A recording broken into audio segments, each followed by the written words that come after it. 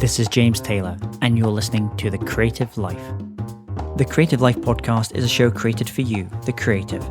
If you're looking for inspiration, motivation, and advice while at home, at work, or on your daily commute, then this show is for you.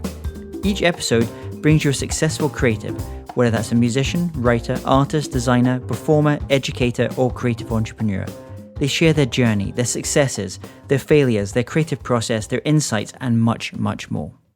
In this episode, I talk with singer-songwriter-blogger author Amanda Palmer about her creative life, and we cover lots of areas. We look at how motherhood has affected her online writing, her gypsy nomadic lifestyle, the differences in her creative process between when she's performing and when she's writing, how she shares and monetizes her art using a crowdfunding platform called Patreon, the ideas of second screen songwriting, which is very interesting as we kind of get into, and doing what inspires you each day, how she makes sure that she does what inspires her each day. So enjoy the episode.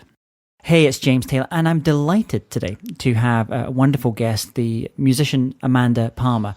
Singer, songwriter, blogger, Amanda Palmer is known for pushing boundaries in terms of the music she creates and how she shares that music and art with others.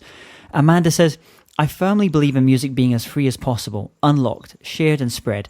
In order for artists to survive and create, their audiences need to step up and directly support them. Indeed, her audiences did step up in 2011 when her music crowdfunding campaign raised nearly $1.2 million. Her TED Talk, The Art of Asking, has been viewed more than 6 million times and led to her writing a book of the same name.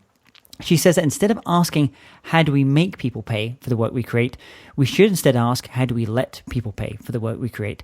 So Amanda, welcome to the show.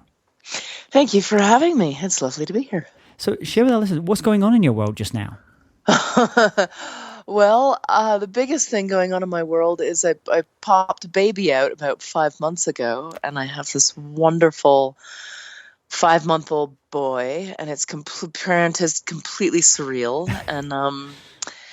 And you know, Neil, my husband Neil, and I have sort of always had a kind of a gypsy lifestyle since we met, and we've been together 7 years, but we've bounced around and lived in a bunch of different places, and we're currently holed up in the Southwest. We're staying in Santa Fe for a little while we get some work done and sort of recover from the drama of childbirth, which I have to say was pretty awesome. I enjoyed it. And I'm using Patreon right now. My new big thing is post Kickstarter. Instead of kickstarting album by album, I'm Patreoning song by song and project by project, which is we can get into. Absolutely. So yeah, I'm sort of doing the cosmic Amanda Palmer juggle, and I'm trying to make music and do activism and make money and write and do everything and feed a baby all at the same time. That's my job right now. And so, as someone that comes from gypsy stock, my family are gypsies. I can feel, you know, you're a digital gypsy, I suppose. Is that what we could call you? Well, you know what's funny is I kind of am, but I'm actually not. It's like, because of the way smartphones and email and social media have wrapped around the world, I can now be kind of a domestic internet person who's, you know, consistently on Twitter and consistently on my blog and consistently in touch with my fans in a very homey kind of way, while being a physical gypsy and, you know, and doing one post from Seattle one night and from Florida the next night and New York the next night and London the next night without my fans even knowing where I am. So in a weird way, I'm not even so much a digital gypsy as I am a digital domestic and a physical physical gypsy, as long as I have Wi-Fi. Which is, you know, this all happened kind of in the course of my music career. When my band started, you know, I had to convince my drummer to get a cell phone and email because I thought he would need it, and he laughed at me. So, you know, that was 2000, and that wasn't that long ago, and now everything has changed. And I'm intrigued, you know, there's that Picasso quote of, you know, every child is an artist, the problem is staying an artist when you grow up. You now have this little bundle of joy. And I'm intrigued, so we're obviously going to talk about your kind of creativity and your creative process, but I'm just wondering, you know, for the little one as it kind of grows up, how there's this terrible thing that happens, like I think they call it in America, fourth grade slump. That happens around the age of 9, where kids go from thinking very much in the abstract and then thinking in metaphors, and suddenly they go into a world where there's conventions and norms, social norms and things. Right. And it kind of start, you actually see often their creative thinking actually start to drop a little bit around that age, because they have to, you start seeing them painting objects and speaking more literally as opposed to metaphorically. So yeah, do you have concrete? Do you have ideas to like protect your little one as to ensure that he has this kind of creative curiosity, kind of keeps burning and doesn't get knocked out of him? Yeah, well, clearly the solution is to never let him get into the 4th grade. As it just bypass it completely. And it'll be fine. I am feeling this incredible paradox in my life right now, and I'm sure I'm not alone. Neil and I are both famous for even being online people.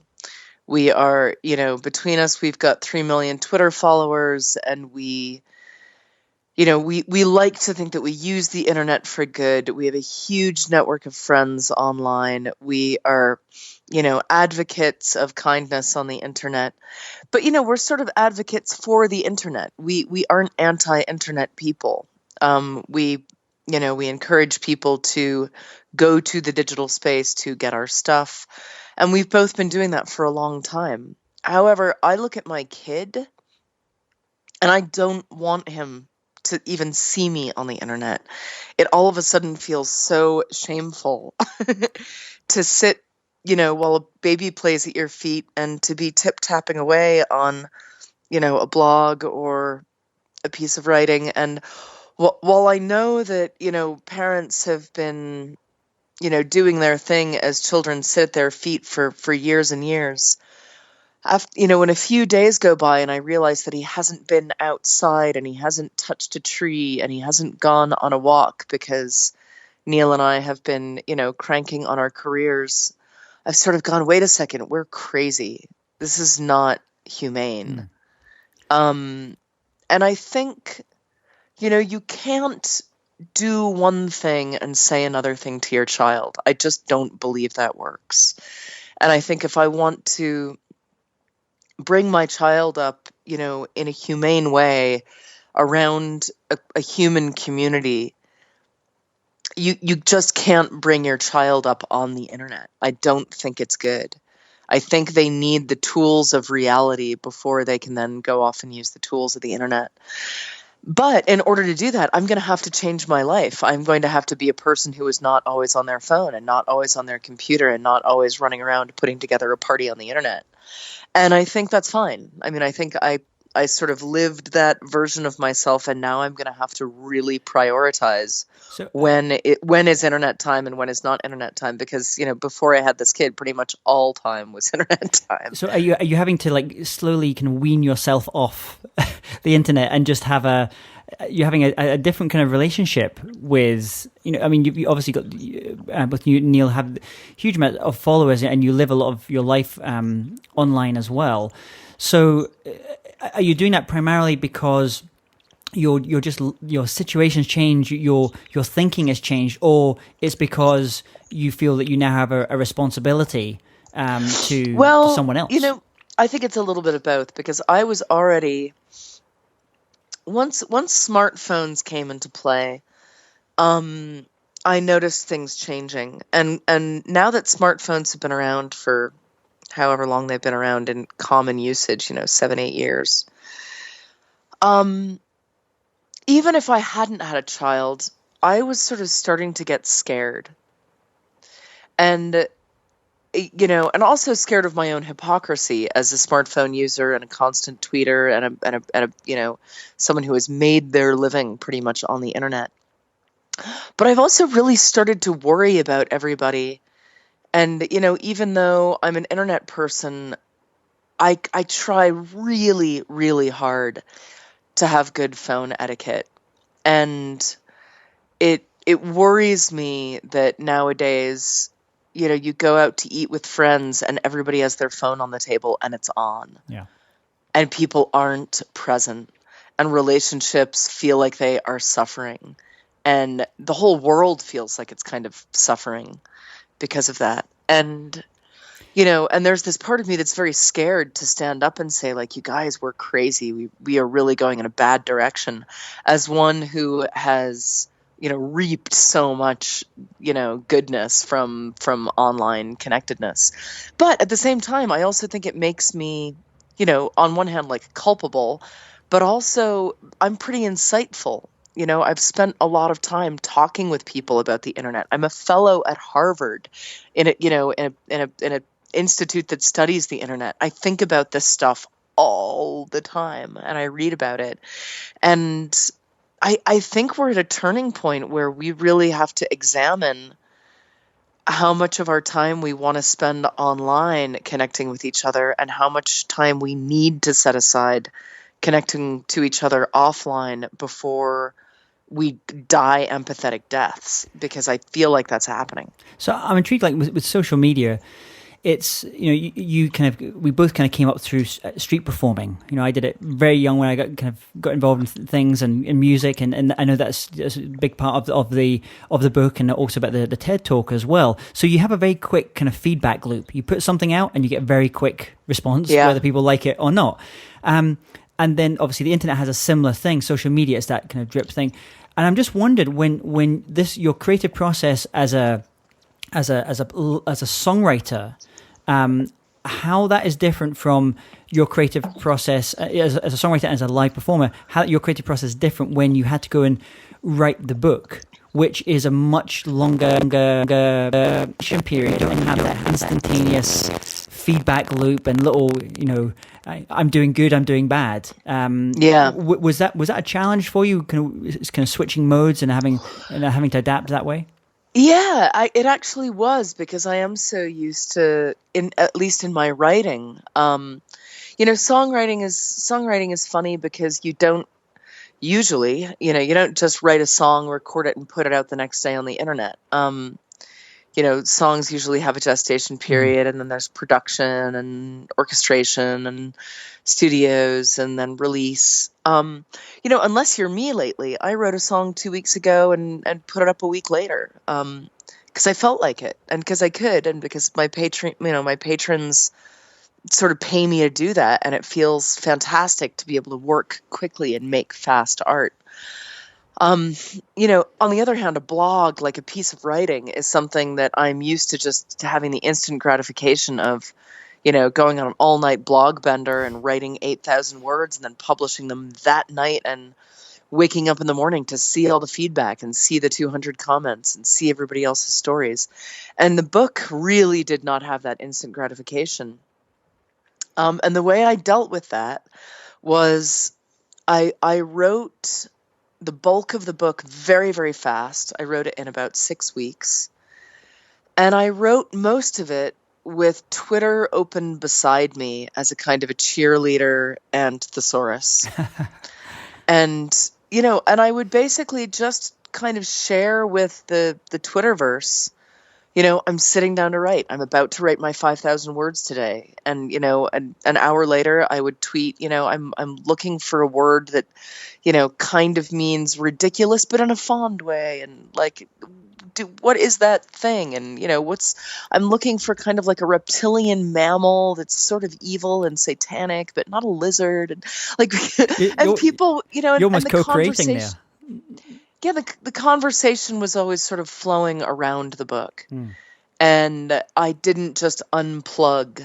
Occasionally I would. Occasionally I would need to write some really long personal passage of the book, and I would need to go into myself.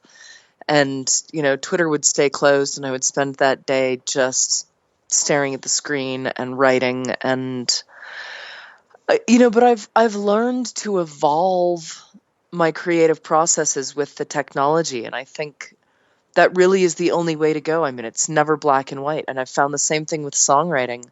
I used to have a rule that my computer and my phone had to stay shut and off. And, if I wanted to be a really good songwriter, everything needed to be closed down, and I needed to be at my piano just writing. Otherwise, bad songwriter, distracted songwriter. And one of the one of the turning points in my songwriting was actually getting an idea for a song, which turned into the bed song. I think one of the best songs I've ever written. I got the idea for it, and I just tweeted, I have this fantastic idea for a song. I'm going to write, I'm going to sit down and write it. Cheer me on because I'm feeling really, I'm feeling really insecure, or whatever it was that I posted.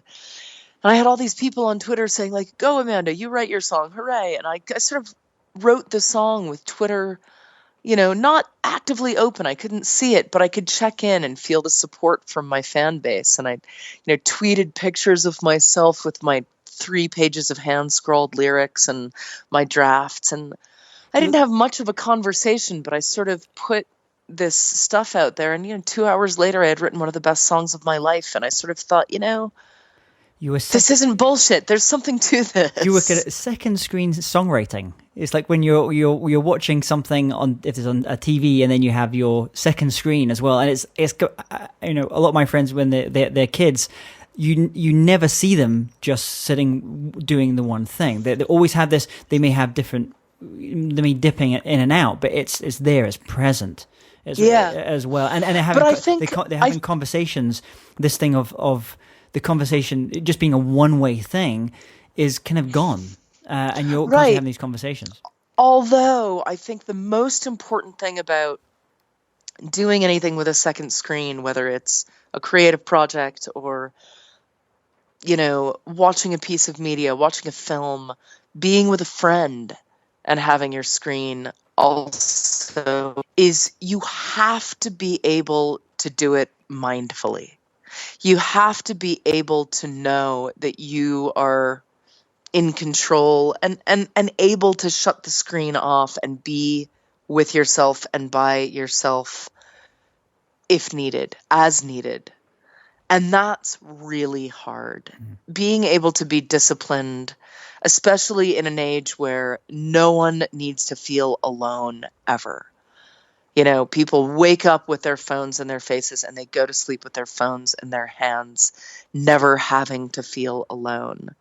And that's really dangerous, I think. So talking about discipline, though, I mean, that first draft of the book that became The Art of Asking, I believe it was about 150,000 words, and it was like a memoir and a manifesto and a how-to book all kind of rolled into one. So when you're doing a live show, you're getting that instant feedback. Something's working. It's not. Which song you need to cut, or if you need to change the order of different things. Right. So I believe that role, you essentially had two people that they're your editors. One was obviously your husband, and then there was someone else as well. So what was that like, having an editor? Well, so that's really interesting. Neil didn't actually edit.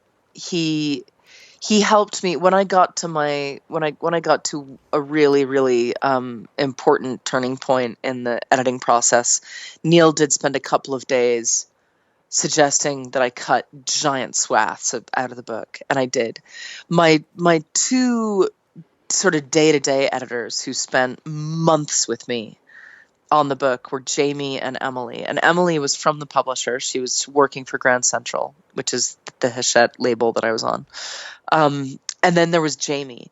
And Jamie put in by far the greatest number of hours and blood, sweat, and tears into the making of the book. He was the guy who I sent all of my drafts to, and then when I was ready to sit down and like really edit the shit out of the book, it was him and me in a room in New York, working day after day after day. We would wake up at 10. We would work from noon till midnight. We would eat oysters and we would go to bed. And that process lasted a good 3 or 4 months of breakneck editing speed. And Jamie and I worked in San Diego, and then Jamie and I worked in New York City, and then Jamie and I worked in upstate New York. And we just sort of glued ourselves to the book and we went through it sentence by sentence. And interestingly enough, connected to the conversation that we were just having, none of that was very interesting for the fans. I found myself thinking, oh my God, I'm doing exactly what I did yesterday and the day before and the day before that. I'm waking up, having breakfast with Jamie, and spending 12 hours a day editing the book. And there's nothing to ask anybody. And there's nothing to share. All I can do is post another Instagram photo of like me and Jamie sitting at a desk and putting up a bunch of pieces of paper on a wall. Like nothing That's the interesting is bit happening in my life. That's the bit when your movie comes out, they just do the fast forward bit really quickly. Yeah, that's in right. 5 30-second seconds. montage. Yeah, montage. And so, I mean, and that was just what it was. That wound up being a really kind of boring, non-eventful time for social media, because it wasn't really creative time. It was editing time, which is a different, different speed, different pace. So different pace. So you definitely kind of define those two different things. And so do you think, when it comes to when you're recording, so you have the time when you're writing for maybe a record that you're working on, and then you're recording, times you often think is very, very creative, and then you go into that stage of mixing, mastering, tweaking, all the kind of, I suppose, the musician's version of the editing stage to a certain extent. Does the same apply to that as well? Yeah, it actually does. I mean, when I go into the studio, and I actually would take it one step earlier than you did. The boring part actually starts when I step in the studio. With the tracking. I mean, tracking and doing vocals and sitting down and doing 17 piano takes is not very interesting for social media. It's not a collaboration. It's not a conversation with the fans.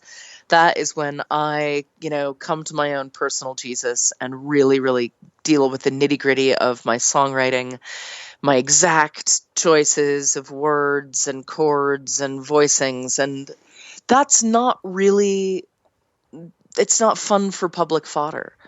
I remember when I made my last record, the Kickstarter record, the big one, in 2012, we recorded for 22 days, I think, nonstop. We didn't even take a day off. We went into the studio in Australia, in Melbourne. Me, my three guys in my band, and John Congleton, our amazing engineer, and we just made a record. And there was very little to put on social media. I mean, I could take pictures of the board, and I could take pictures of like Jarek, making a funny face over a Moog or over his bass. But mostly when I was in the studio, I was like, you guys, I'm doing the boring part. I'm cooking.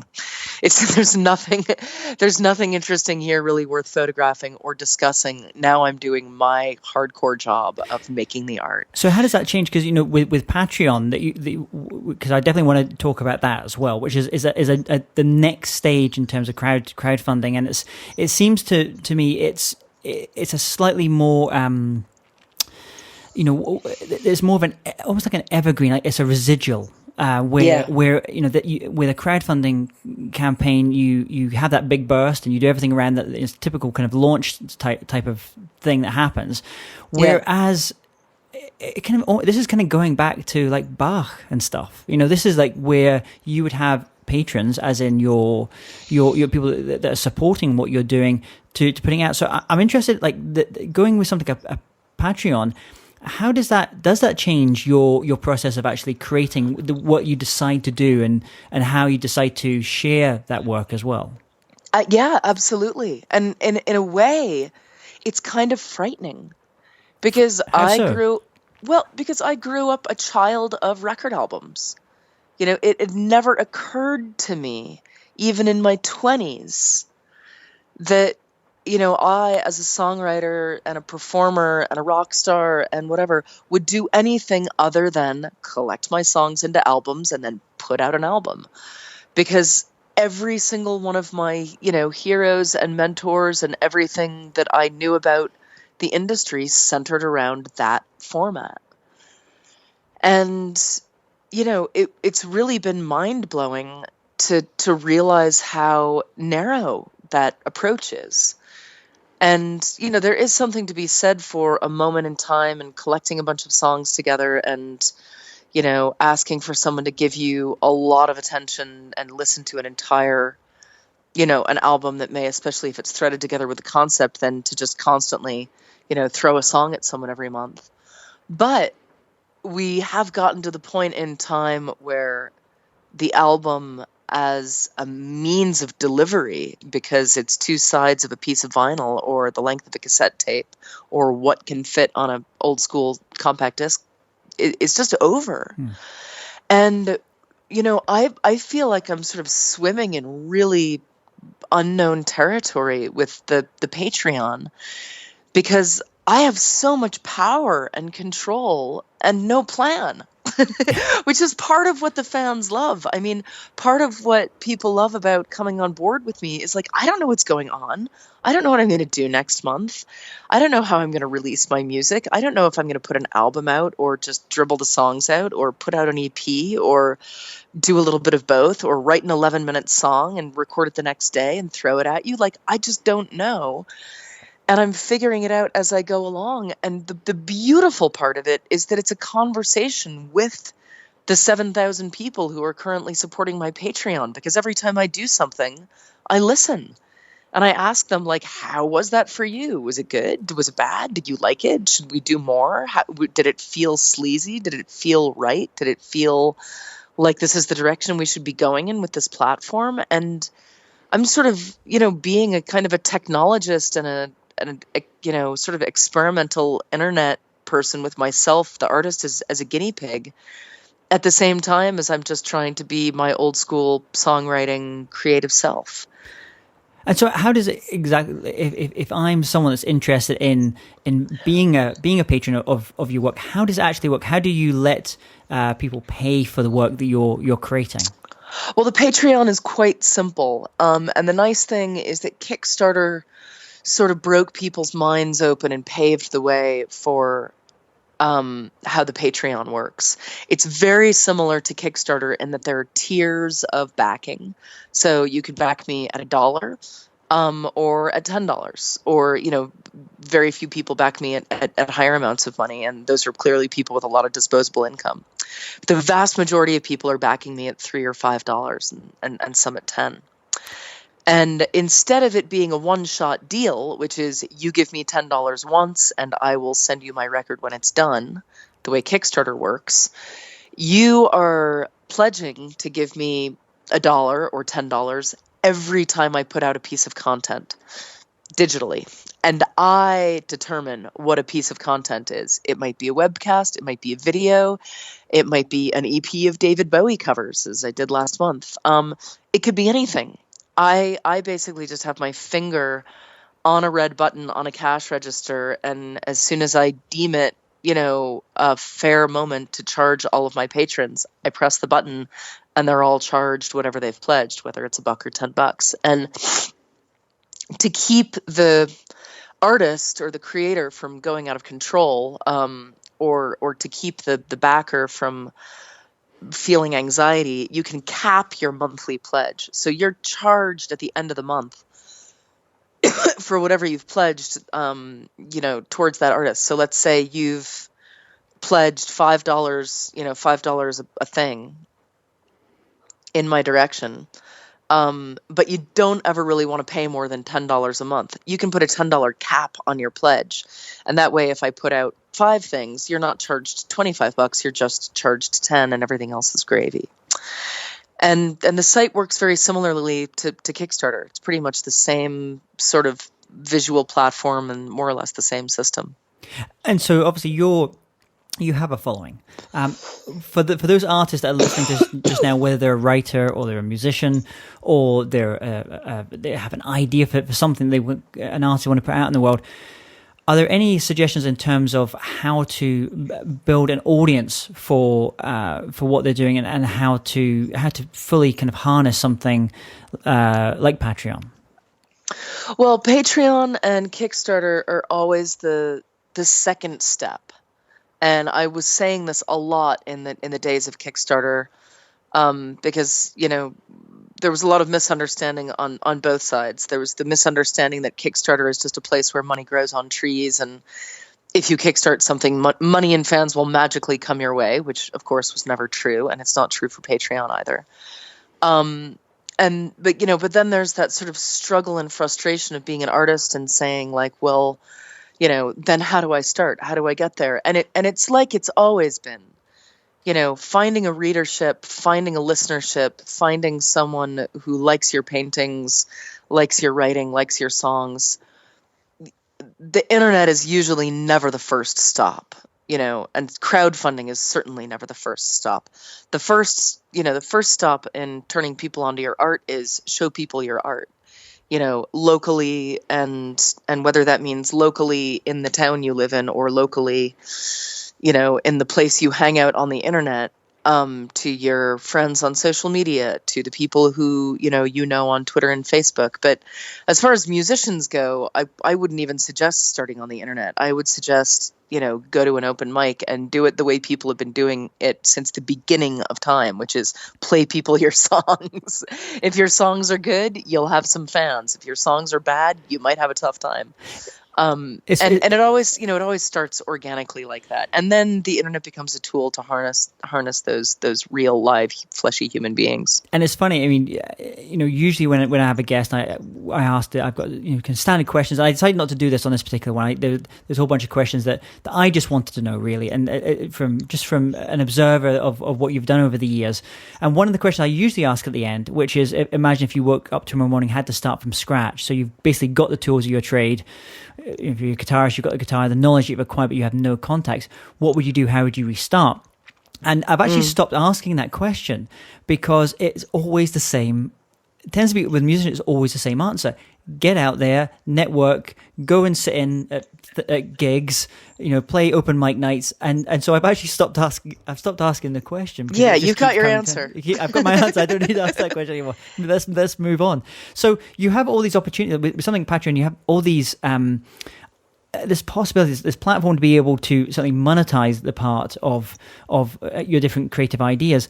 So I'm just, as we kind of come up to the end here, I'm wondering, how do you decide which creative projects are worth pursuing when you do have an abundance of ideas? That is such a good question.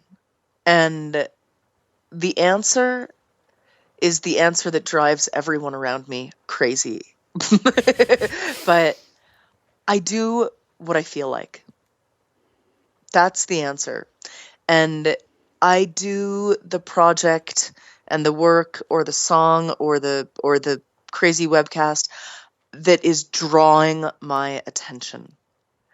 Because wherever my attention is being drawn creatively is where I'm going to do the best work. It does make for some organizational nightmares. Yeah. But, I really love my messy creative process. I really love having, 10 ideas, 20 ideas, 30 ideas in 30 different media, and sort of looking at my computer and my desk and the floor and the stuff up on the walls and saying, what do I feel like doing? What's drawing my attention? What do I feel like I actually have the voice to speak to today? And I think there's a real wisdom in listening to your eyes and your hands going over to, the pile on the table and not overthinking, because I deeply believe that I will be drawn where I am needed. And if there is some kind of muse puppeteer, drawing me over to this corner or to that corner, it's because instinctively I know that if that's where I want to put my energy, it's happening for a reason. That can be a pain in the ass when, you've promised things and you've got schedules and you've got deadlines and you've got collaborators. But one of the things that I like doing best creatively is making space for randomness.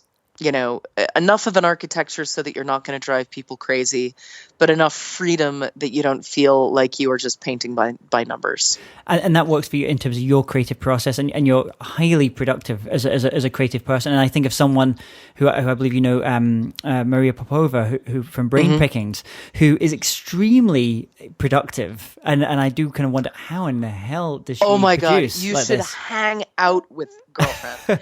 She wakes up at 6 in the fucking morning and stands at her computer and like a demon.